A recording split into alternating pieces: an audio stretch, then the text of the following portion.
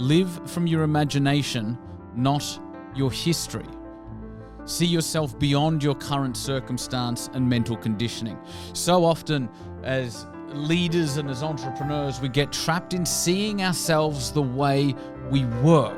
The thing with the human brain is it has not evolved in 10,000 years. However, if you're an entrepreneur or even just a high-growth human being, chances are your world changes almost completely, almost every single year. And so one of the greatest challenges for us as leaders and high-growth human beings is the ability to reimagine ourselves in our current reality and in our future reality, not confined by the restraints or the identity of the past. Understand resilience fatigue. Resilience fatigue is a very real thing that I've learned through many, many years and decades of extreme challenge, both in life and business. And resilience fatigue is a principle that I developed last year that essentially says when you have been busy being resilient for extended periods of time, you will develop resilience fatigue.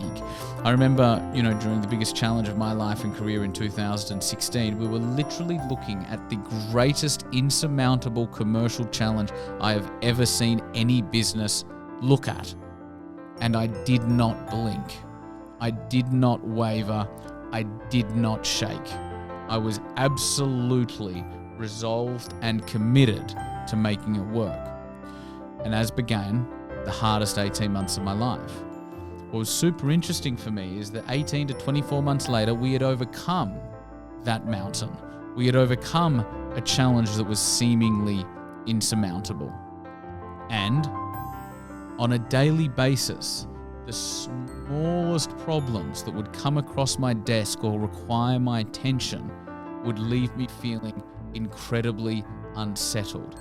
And I couldn't understand it. I'm like, you're the same guy that 18, 24 months ago drove yourself and your team out of perhaps the worst distressed commercial situation you've ever seen a business go through. But now this tiny thing is coming across my desk and I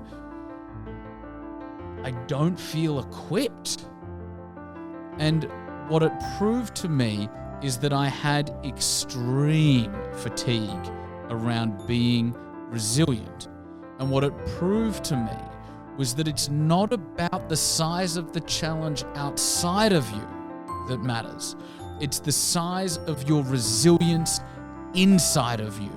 If you're feeling whole, if you're feeling nourished, if you're feeling determined, you will take on insurmountable challenges and win.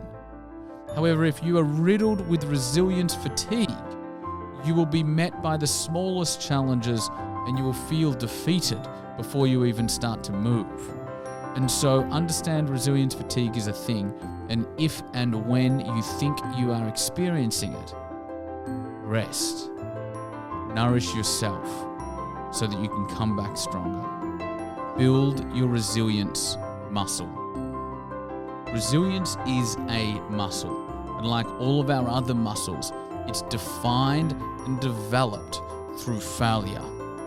It is created through destruction. You can only build resilience by getting knocked down and getting back up again. And by continuously breaking and putting yourself back together, your muscles will grow. Understand, being resilient is challenging. The counterfeit innovator is wildly self-confident.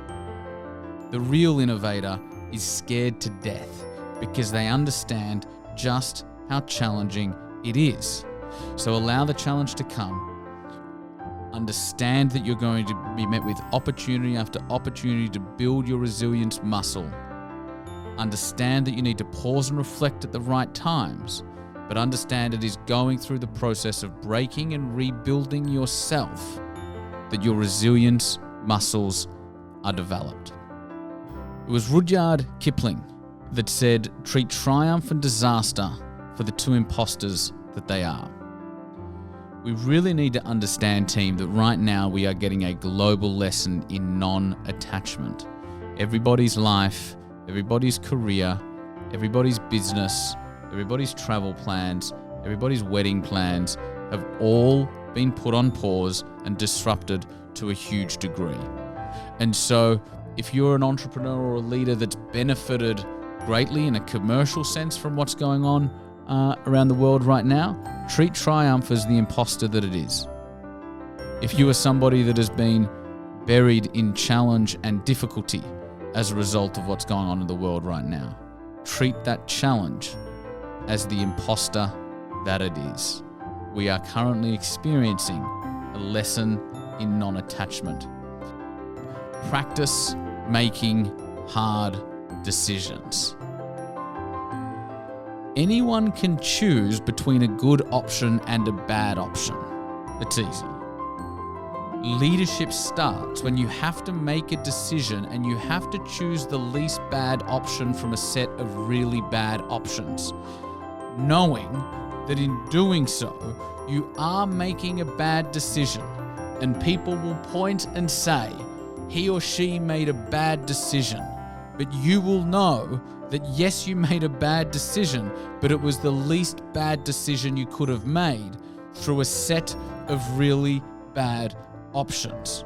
If you look around your life, you look around your career, you look around your business, and you are met with challenging options, understand one of the greatest qualities of an effective leader is to make the right move when there are no apparent right moves.